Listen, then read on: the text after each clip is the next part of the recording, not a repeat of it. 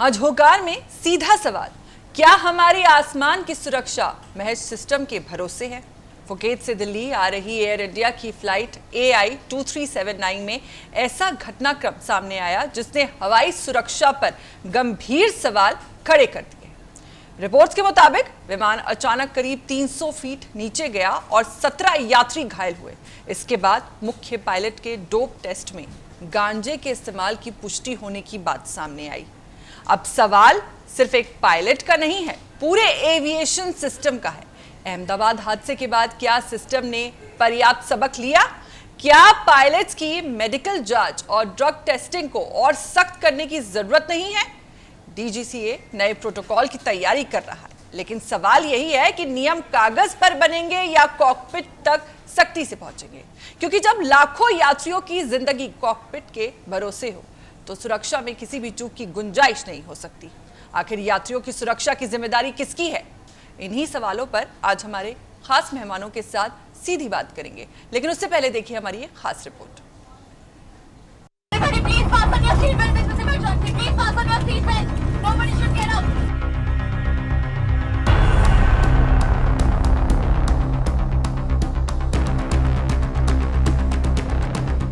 आसमान में उड़ता प्लेन, सैकड़ों बेकसूर लोग और कॉकपिट में बैठे 2 पायलट। लेकिन सोचिए, अगर उसी कॉकपिट में बैठे उस पायलट की सेहत पर ही सवाल उठ जाएं, जिसके हाथ में हमारी जान है, तो क्या होगा? फुकेट से दिल्ली आ रही एयर इंडिया की फ्लाइट AI 2379, इसमें 137 यात्री और 8 क्रू मेंबर थे। अचानक आसमान में प्लेन करीब 300 फीट नीचे गिर जाता है। 17 लोग जख्मी हो जाते हैं और प्लेन में चीख पुकार मच जाती है। लेकिन असली डर तब सामने आया जब इस हादसे की जांच पायलट के मेडिकल टेस्ट तक पहुंची। खबर है कि मुख्य पायलट का दोबारा हुआ डोप टेस्ट भी पॉजिटिव आया है और उसमें गांजे के इस्तेमाल की बात सामने आई है। और यहीं से देश की सुरक्षा व्यवस्था पर सबसे बड़ा सवाल खड़ा हो गया है। क्या गुजरात के अहमदाबाद हादसे के बाद भी हमने कोई सीख नहीं ली है? क्या प्लेन की सुरक्षा में अभी भी ऐसी कमियां हैं जिन्हें ठीक नहीं किया गया है? और अब पायलट के डोप टेस्ट नियम बदलने की तैयारी DGCA करता हुआ नजर आ रहा है और इसके लिए DGCA नया प्रोटोकॉल ला सकता है। 4 अगस्त 2025 की बात है। फुकेट से आ रही AI 2379 जब हवा में थी तो अचानक ऐसा जोरदार झटका लगा कि प्लेन कुछ ही सेकंड में 300 फीट नीचे धंस गया।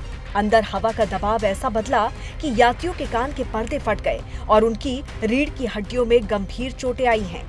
प्लेन तो जैसे तैसे सुरक्षित उतर गया, लेकिन जब दोनों पायलट का ये चेक करने के लिए टेस्ट किया गया कि क्या वो नशे में थे या नहीं, तो को पायलट की रिपोर्ट तो ठीक निकली, लेकिन मुख्य पायलट यानी कि कमांडर की दिल्ली में हुई पक्की लैब जांच पॉजिटिव निकल आई।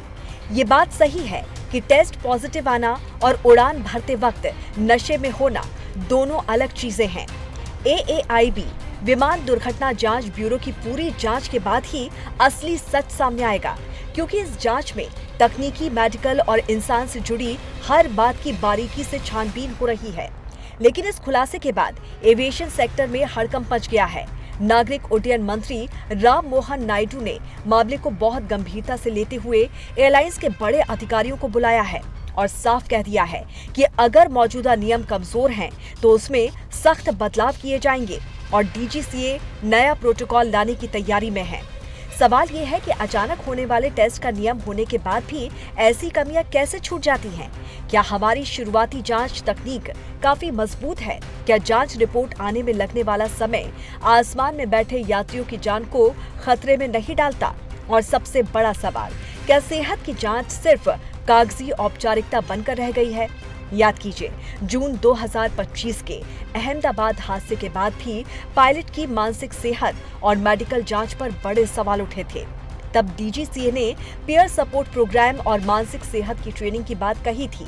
लेकिन आज हाल ये है कि सवाल सिर्फ एक पायलट का नहीं है, बल्कि पूरे सिस्टम का है। क्या कोई पायलट भारी तनाव या डिप्रेशन में होने पर भी बिना अपनी नौकरी जाने के डर से खुलकर मदद मांग सकता है?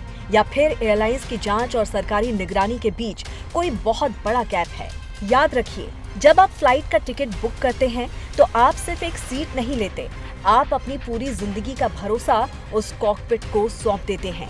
इसीलिए आज देश पूछ रहा है, क्या पायलट के डोप टेस्ट को और ज्यादा, बार बार और बिना बताए अचानक किया जाना चाहिए?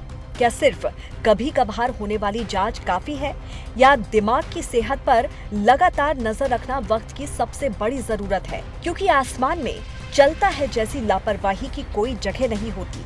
जांच अपनी जगह चल रही है, लेकिन अगर सिस्टम में कोई कमी है तो उसे अगली उड़ान से पहले सुधारना ही होगा, क्योंकि आसमान में एक छोटी सी गलती की कीमत कोई एक इंसान नहीं बल्कि सैकड़ों बेकसूर जिंदगियां चुकाती हैं।